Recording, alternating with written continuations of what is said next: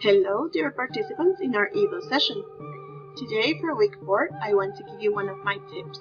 One of my tips when I plan is to scaffold, to try to make sure that my lesson is going to be clear and transparent for all of my students. As I presented in one of the videos, I do hyperdocs, but sometimes I do in-class flip without a hyperdoc, but with another tool, which is Go Formative. So right now I'm going to show you. Join me.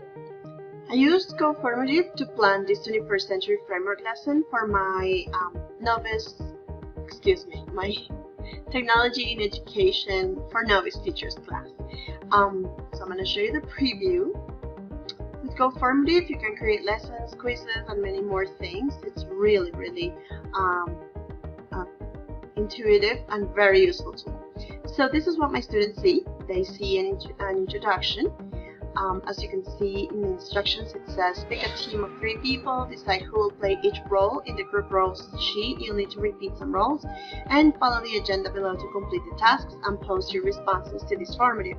I got this idea and this template from teacher Kate Baker. She's amazing. So these are the group roles, and so students will just fill in the blank here. So who's the task manager? So we'll still go learn. Task manager. Who's the timekeeper? That'll be Mike. Who's the quality controller? That'll be James. And Go Formative is going to be saving all my responses. The students' responses are going to be saved, and then I will be able to see those responses. You can see in this button. You can add, as you can see here, I added a document so students can work on the document, and then this will become part of the questions they answer. I decided to make some groups, and so here's the paper agenda for my students to download if they want. This is entirely Kate Baker's idea.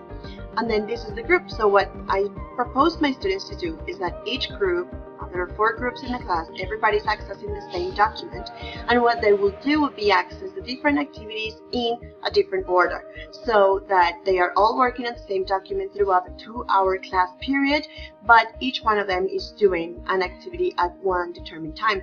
So group 1 starts A, B, C, D, then group B starts with B, then goes to A, then C and D, group 3 does C, D, A, and B, and group 4 does C, D, B, A, right? Task A, for example, is meet with the teacher. So here students will meet face-to-face to have a conversation with the teacher, and then they will add the questions here on the box. Task B is learning and innovation skills. It is supposed to be 12 minutes, so within the group there is a timekeeper that is going to keep time for everybody.